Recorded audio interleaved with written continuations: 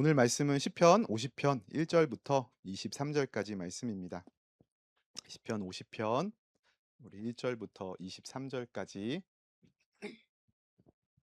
우리 한 절씩 교독해서 읽겠습니다. 제가 먼저 읽습니다. 전능하신 이 여호와 하나님께서 말씀하사 해 돋는 데부터 지는 데까지 세상을 부르셨도다.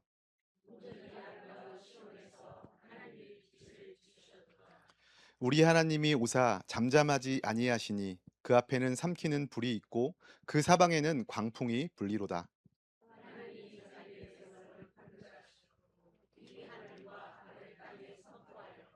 이르시되 나의 성도들을 내 앞에 모으라. 그들은 제사로 나와 언약한 이들이니라 하시도다.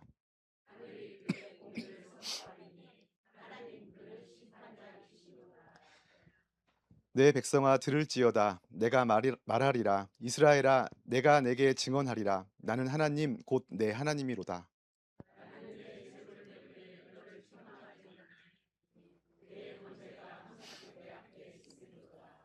내가 내 집에서 숫소나 내 우리에서 순 염소를 가져가지 아니하리니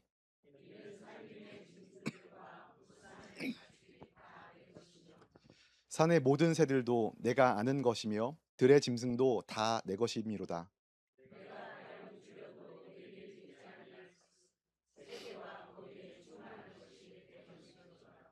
내가 숫소의 고기를 먹으며 염소의 피를 마시겠느냐?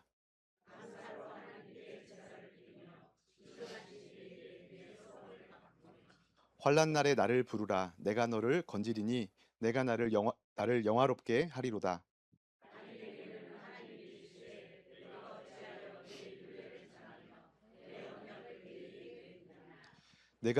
내가 교훈을 미워하고 내 말을 내 뒤로 던지며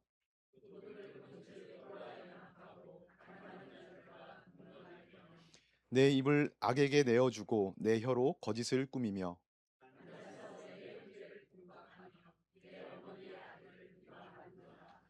내가 이 일을 행하여도 내가 잠잠하였더니 내가 나를 너와 같은 줄로 생각하였도다.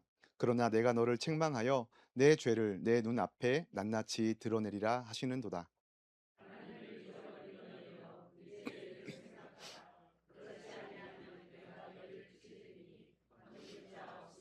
함께 있습니다. 감사로 제사를 드리는 자가 나를 영화롭게 하나니 그의 행위를 옳게 하는 자에게 내가 하나님의 구원을 보이리라. 아멘. 우리가 신앙생활을 하면서 우리를 가장 당혹스럽게 하는 그런 순간들은 언제입니까?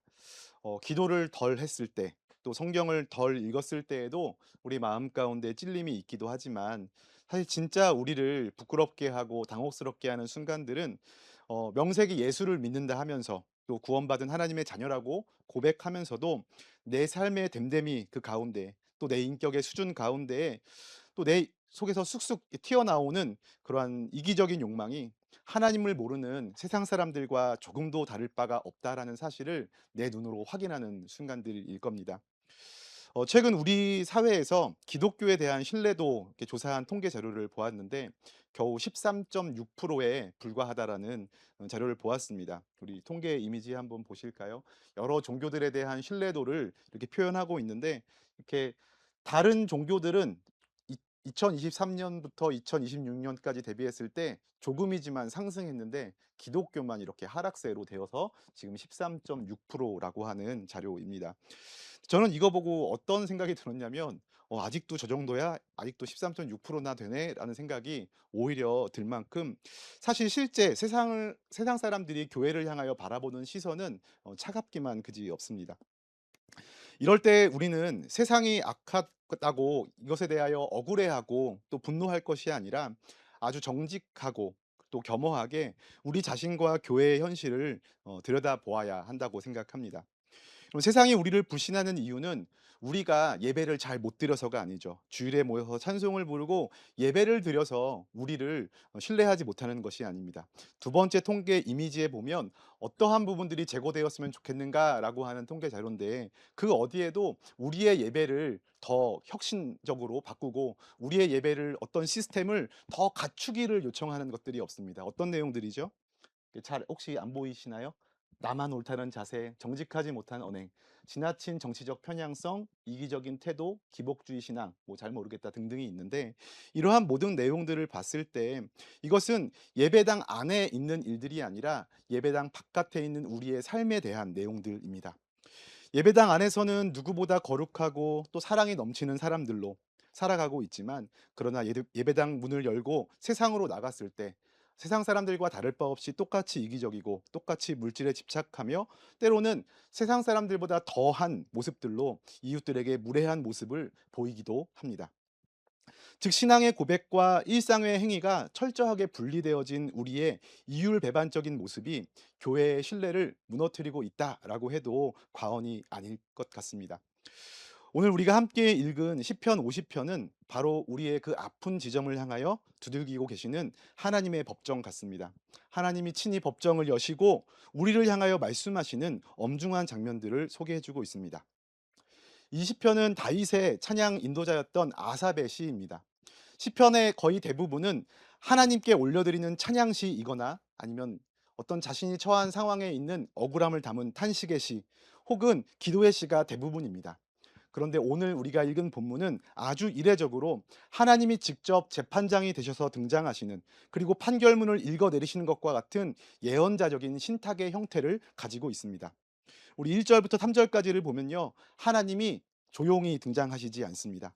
해 돋는 데서부터 지는 데까지 온 세상을 부르시며 삼키는 불과 사방의 광풍을 동반한 압도적인 위엄으로 등장하십니다.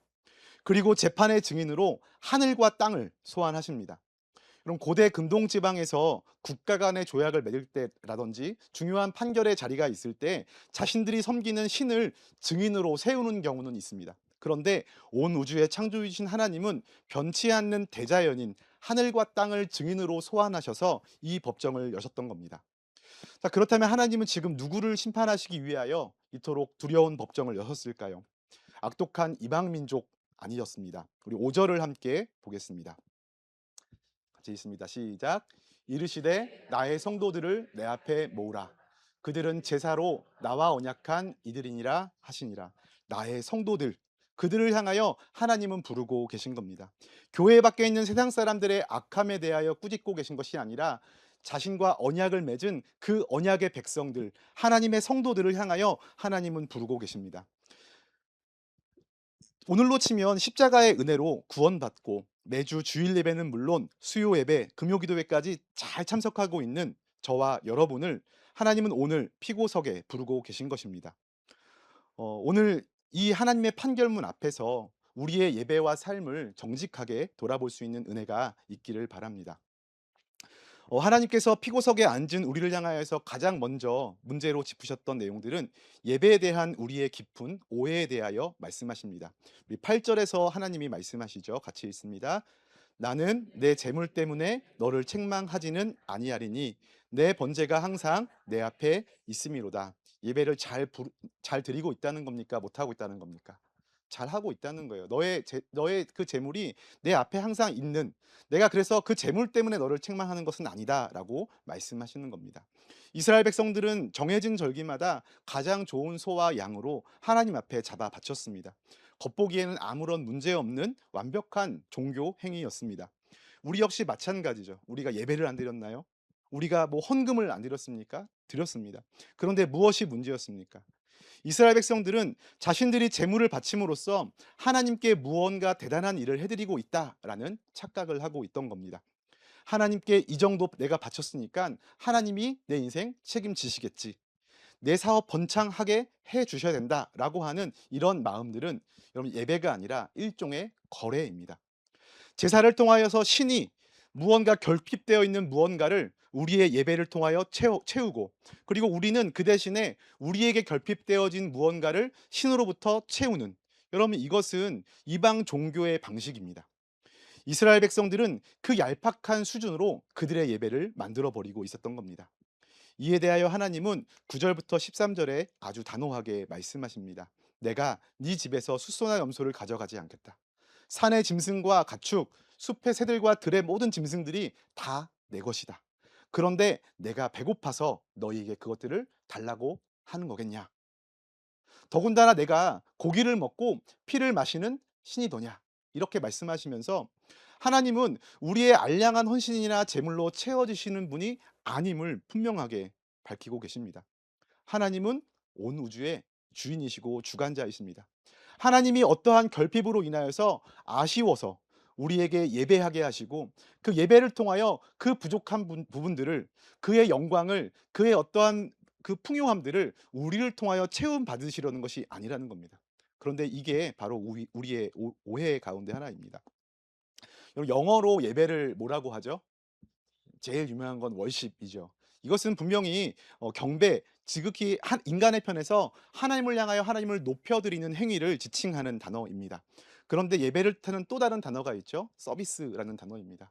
이게 뭔가 거룩한 단어가 아니라 사실 우리가 일반적으로 얘기하는 그 서비스라는 단어를 그대로 사용하고 있습니다.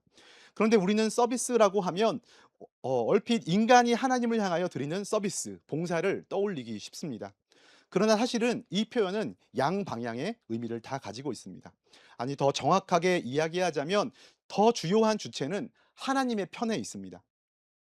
기독교의 예배는 우리가 하나님을 향하여 서비스하는 시간이 아니라 반대로 결핍과 상처와 죄악으로 죽어가는 우리를 충만하신 하나님께서 친히 부르셔서 당신의 생명과 은혜로 채워주시는 시간입니다. 우리가 하나님을 살리는 시간인 것이 아니라 하나님이 우리를 부르셔서 우리를 살게 하시는 시간, 우리를 향하여 서비스하시는 그 시간이 바로 이 예배의 시간인 겁니다. 그럼 이러한 의미를 담아서 종교개혁자 루터는 독일어로 예배를 번역할 때 고테스 디엔스트라고 하는 단어로 번역했습니다. 즉 하나님의 섬김이라는 단어로 예배를 번역하고 있습니다. 예배학자 제임스 토런스라는 사람도 이렇게 이야기합니다. 예배는 우리의 행위가 아니라 성령 안에서 그리스도를 통해 하나님께서 우리에게 행하시는 은혜의 사건이다. 그런데 우리는 자꾸 예배를 통하여 하나님께 무언가를 이루어 드리려고 하고 이것을 통하여서 나에게는 종교적인 어떠한 훈장을 달려고 합니다.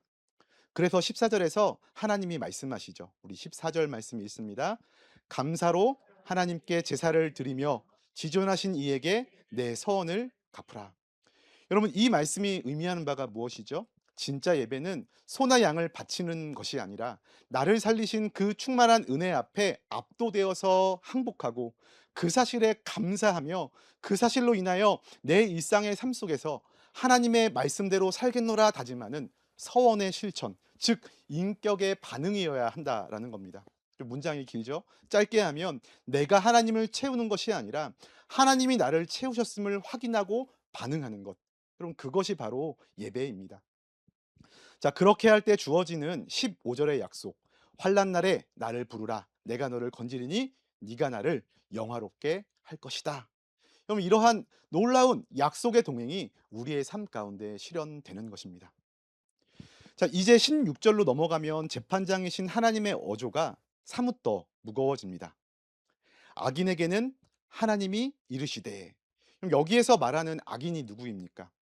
얼핏 악인에게는이라고 하는 이 한글 성경의 번역의 그 뉘앙스 때문에 전반부는 성도들에게 했고 후반부에서는 악인들에게는 하면서 이제 악인들에 대한 하나님의 판결문인가 보다라고 생각할 수 있지만 아닙니다. 16절 하반절에 뭐라고 이야기하죠? 네가 어찌하여 내 율례를 전하며 내 언약을 내 입에 두느냐. 이 악인들은 어떤 사람들이라는 거예요? 하나님의 말씀을 줄줄 외우고 다니는 사람을 가리키고 있습니다. 입만 열면 하나님의 은혜를 말하고 언약을 고백하는 사람들. 오늘날로 치면 교회 안에서 직분을 맡아 성실하게 봉사하는 중직자이고 신앙이 좋다고 자타가 공인하는 우리들. 또 목사인 저와 같은 하나님의 말씀을 이야기하는 그 사람들을 지칭하고 있습니다. 왜 하나님은 매주 예배 자리에 앉아 있는 우리를 향하여 이렇게 악인이라고 지칭하고 계십니까? 그 입술의 고백과 일상의 현실이 너무나도 다르기 때문입니다. 17절을 보면 이렇게 이야기합니다. 우리 17절 같이 읽습니다. 내가 교훈을 미워하고 내 말을 내 뒤로 던지며. 여기서 뒤로 던진다라는 표현은 사실 굉장히 끔찍한 장면을 함축하고 있습니다. 구약 시대에 제사를 드리고 나면 쓸모없는 남은 가축의 배설물, 어떤 내장 이런 것들을 제단 뒤편에 이렇게 던져 버리는 행위들이 있습니다. 여러분 그 의미들을 함축하고 있습니다. 즉 예배당 안에서는 거룩하게 아멘을 외치고 눈물을 흘리지만 문을 열고 나와 삶의 현장으로 돌아가는 순간 하나님의 말씀을 오물이나 쓰레기처럼 그렇게 취급하는 그 인생의 뒤편으로 미련 없이 팽개쳐 버리는 모습을 지적하고 있는 겁니다.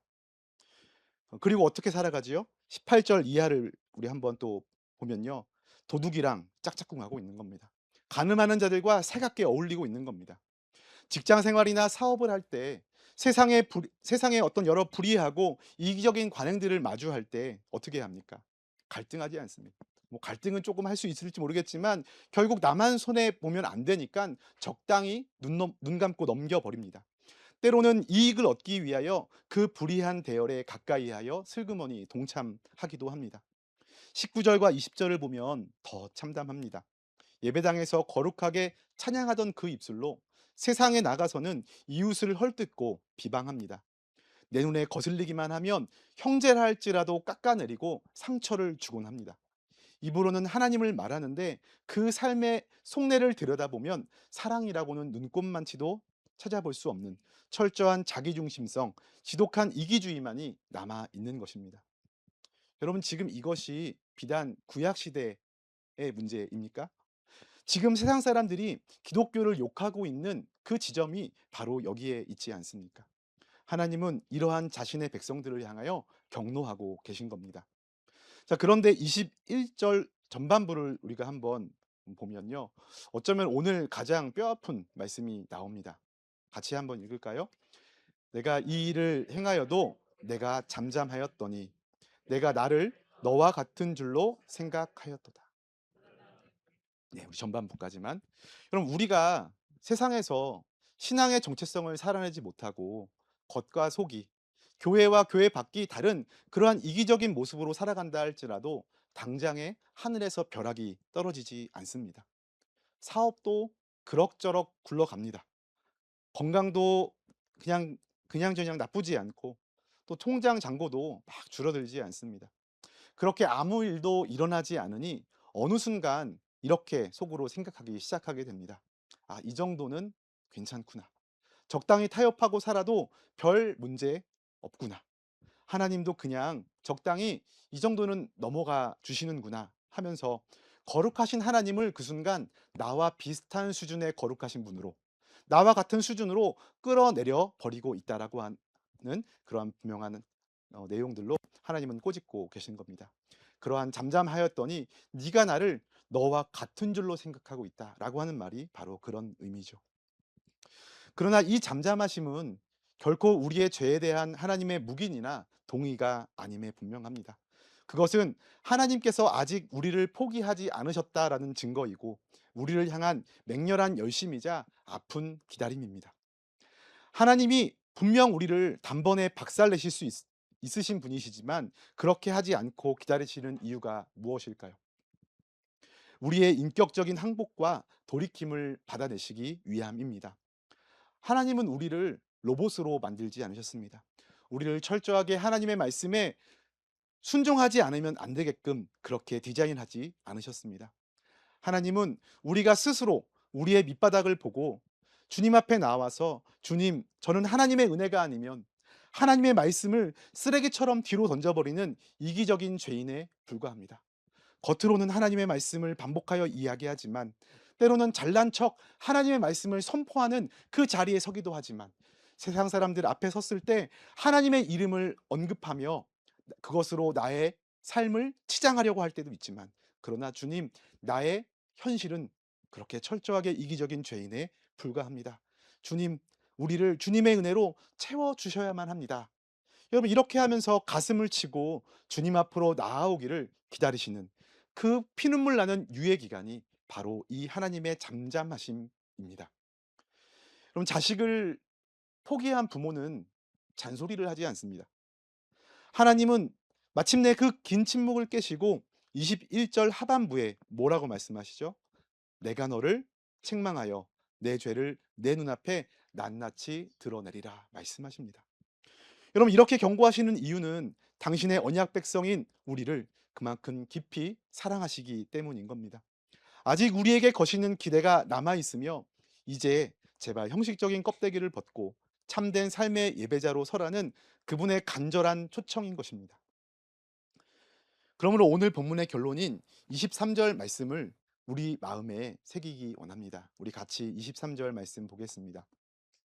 감사로 제사를 드리는 자가 나를 영화롭게 하나니 그의 행위를 옳게 하는 자에게 내가 하나님의 구원을 보이리라. 아멘. 여러분, 우리가 세상 속에서 그리스도인으로 살아갈 때 우리의 행위를 옳게 한다라고 하는 것은 무엇입니까? 내 정체성을 드러내며 산다라는 것들은 과연 어떠한 의미를 가지고 있습니까? 제가 서두에서 기독교에 대한 신뢰도 이야기를 했습니다. 제가 동기들 있는 카톡방에 이렇게 통계 자료들을 같이 공유하면서 좀 속상한 마음들을 함께 나누었습니다. 근데 동기들도 그걸 보고 반응하는 내용들이 어떤 거였냐면 이 통계 자료를 더 이상 우리가 볼 필요가 있나? 왜냐하면 매번 뻔하다는 거죠. 그리고 약간 거기에 대하여 식상한 마음들을 갖고 있더라고요. '아 또 이 얘기인가? 또 이 얘기인가? 뭐 이 얘기 해 봤자 소용도 없지 않나?' 여러분, 이러한 무기력감들이 사실 우리 안에 들어가 있는 겁니다. 그러나 우리가 이 세상 가운데에서 정말로 기독교인으로서 살아간다는 것은 그 삶의 내용을 통하여 하나님이 진정 받으시기에 합당한 그 예배를 드리는 겁니다. 이것은 기독교의 어제 오늘 이야기가 아니며 한국교의 최근의 현실에 국한된 문제가 아닙니다. 이것은 구약 시대로부터 하나님의 백성이 한눈을 감아버리고 살아갔던 그 삶의 흔적이고, 그리고 오늘 말씀은 그에 대한 하나님의 격렬한 분노이자 소환인 것입니다. 여러분, 저는 이 문제에 대하여 고민하면서 기독교에 대한 신뢰도의 이야기를 한번 생각해 보고, 또 이 문제에 대해서 과연 기독교인들이 이 세상 가운데 어떻게 살아가야 할까에 대한 좀 고민들을 하면서 좀 기독교인들이 담대함과 무례함을, 제가 기독교인들이니까 저를 꼭 빼는 것 같은 느낌이어서 저를 포함하는 겁니다. 여기에 대해서 '담대함과 무례함을 좀 구분할 필요가 있겠다. 구별할 필요가 있겠다.'라고 하는 생각을 했습니다. 그럼 담대함이라는 것은 무엇이죠? 저는 담대함 그러면 구약의 에스더가 떠오릅니다. 에스더는 자기의 사랑하는 민족 형제들을 구하기 위하여 죽으면 죽으리라 하고 왕 앞에 섰습니다. 여러분, 이것이 담대함이죠. 담대함의 기준은 철저히 하나님께 있습니다.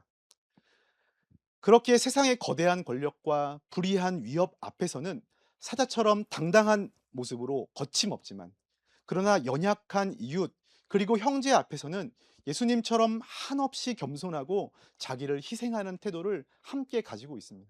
여러분, 이것이 우리가 살아내야 할 담대함이죠. 반면 무례함은 무엇이죠? 내 이익, 내 고집, 때로는 내 정치적인 신념들을 관철시키기 위하여 하나님의 이름을 함부로 끌어다 쓰는 겁니다.